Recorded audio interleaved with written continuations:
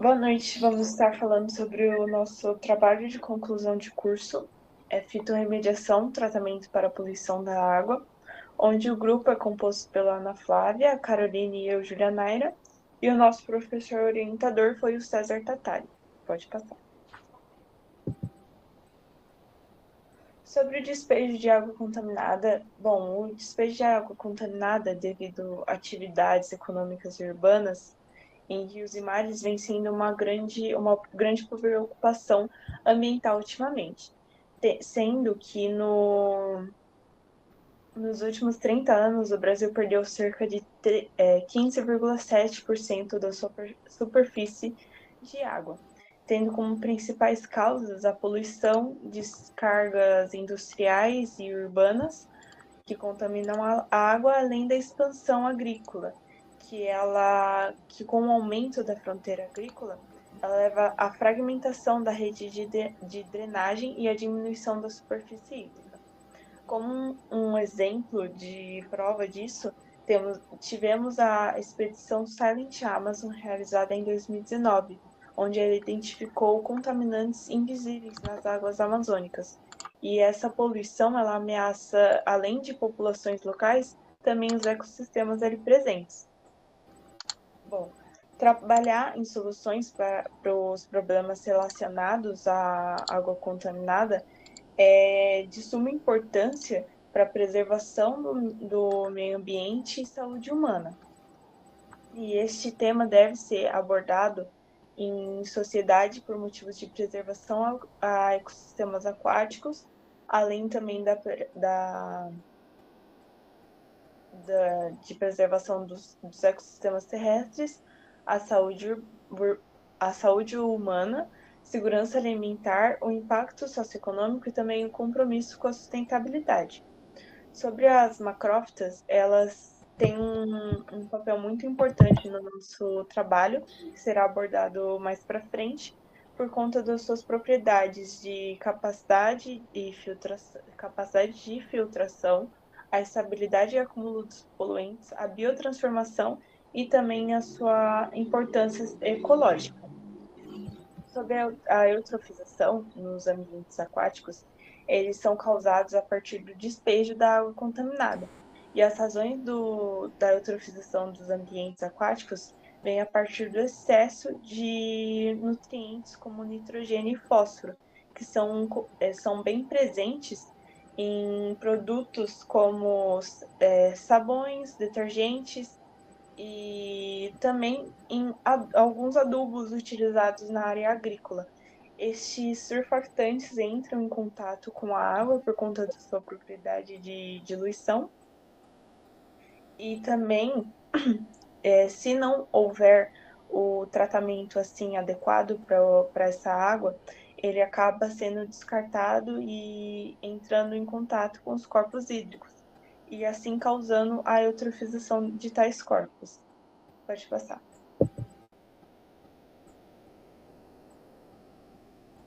Os objetivos do trabalho, a gente estabeleceu um geral e dois específicos, onde o geral seria utilizar o método de fitorremediação com as macrófitas selecionadas para tratar a água. O específico seria analisar a eficácia da fitorremediação utilizando as macrófitas e avaliar a capacidade da remoção dos poluentes. Pode passar. Como justificativa, temos um alinhamento com 4 ODS, sendo a 6, que é a água potável e saneamento, onde o nosso trabalho visa o tratamento da água. O 9 seria indústria, inovação e infraestrutura, em que o nosso projeto ele tem o objetivo de impulsionar novas pesquisas e influenciar também a procura de novas soluções para o problema da contaminação da água. O 14, que seria a vida na água, onde com a retirada dos poluentes da água, teria uma melhoria na vida aquática, e o 15, que seria também uma consequência da retirada do poluinte. E o 15 seria a vida terrestre, e com a retirada do poluinte da água também haveria uma melhoria na vida terrestre. Pode passar. As hipóteses estabelecidas, elas foram feitas antes de iniciarmos a parte prática do trabalho, onde a hipótese nula, ela seria se não percebêssemos uma diferença significativa na eficácia da fitorremediação para o tratamento da água. E a hipótese alternativa seria a percepção de uma diferença significativa na eficácia da fitorremediação utilizando as macrófitas selecionadas. Pode passar. Explicando sobre o método da fitorremediação, ela é uma forma sustentável que utiliza plantas para remover, estabilizar ou então degradar os contaminantes na água, onde estes podem ser metais pesados, como o chumbo e o mercúrio, compostos orgânicos como os pesticidas, ou então nutrientes em excesso, como o fósforo e o nitrogênio, por exemplo. São diversas técnicas de fitorremediação. A do nosso projeto utilizada foi a fitodegradação, onde ela transforma os poluentes em compostos menos tóxicos. E, de modo geral, a fitorremediação é aplicada na remoção então, dos metais pesados e no controle de nutrientes. E forma, então, um jeito de se tornar bioindicadora do local, ou seja, do ambiente aquático. Agora, falando do nosso princípio ativo, vou começar pela Emlódia, de nome científico Egeria densa. Ela é nativa da América do Norte, porém ela pode ser encontrada em diversas outras regiões do planeta. Ela é uma planta submersa e cresce em água doce, como rios e lagos. A sua iluminação varia de moderada a intensa e ela faz a oxigenação da água, ou seja, ela ajuda na retirada de nutrientes que estão em excesso. O fósforo e o nitrogênio, quando eles estão em excesso na água, eles formam a eutrofização, que é um impacto ambiental. E também é muito utilizada no aquarismo, como uma forma de habitat de pequenos invertebrados e peixes. Agora, falando da salvínia, são diversas espécies. A que não seria a salvínia molesta. Ela é uma planta aquática flutuante e as suas folhas possuem tricomas hidrofóbicos. Ou seja, ela é uma folha que meio que repele a água, e isso é percebido pela sua textura veludada.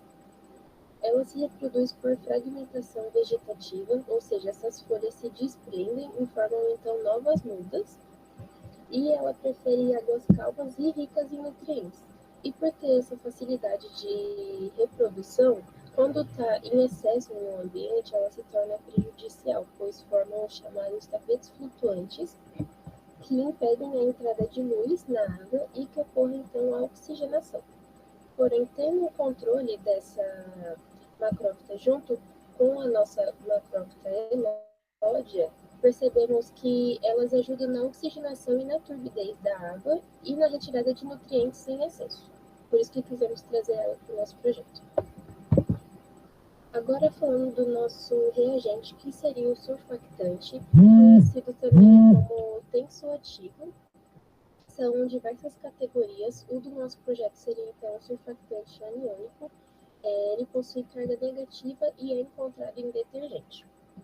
De modo geral, a sua estrutura seria uma cabeça hidrofílica e uma cabeça hidrofóbica, onde a hidrofílica reage com a água e a hidrofóbica repele. Porém, quando as duas se juntam, formam então uma reação de interação que ajuda na diminuição da tensão superficial. Eu vou estar falando sobre os nossos procedimentos, onde... Ixi, peraí. Tá aparecendo? Eu vou estar falando sobre os nossos procedimentos, onde demos início a 2 aquários, limpando eles para iniciar o cultivo e adaptação das nossas plantas.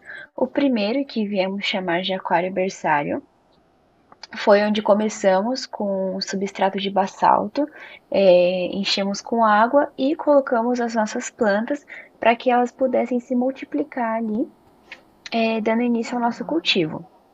Logo após feito isso, semanalmente fizemos testes de pH, amônia e nitrito, a fim de ter certeza de que elas iriam se adaptar ao novo habitat. Pode passar. Após isso, demos início à estrutura do nosso aquário, que chamamos de aquário contaminado, onde nele fizemos o mesmo processo, porém, pegamos já mudas das nossas plantas cultivadas no aquário anterior. E a fim de ter certeza que elas também estariam bem estabelecidas, fizemos os testes de controle de pH, nitrito e amônia, para então poder dar início à etapa de contaminação. Antes de iniciar, retiramos a nossa primeira amostra, que seria ali da água limpa. Após isso, começamos a coleta das outras amostras. Pode passar. Tivemos o total de 4 amostras. A primeira foi da água limpa, da contaminação. A segunda amostra foi coletada imediato à nossa contaminação. A terceira, cerca de algumas horas após essa contaminação.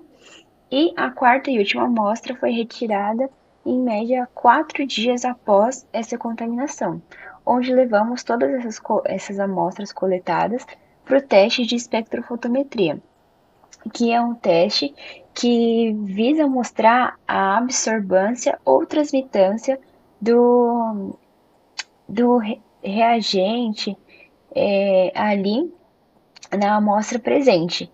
E interessante para o nosso projeto seria a absorbância, de saber o quanto nossas macrófitas absorveram do surfactante e o quanto ainda ficou nas amostras de água.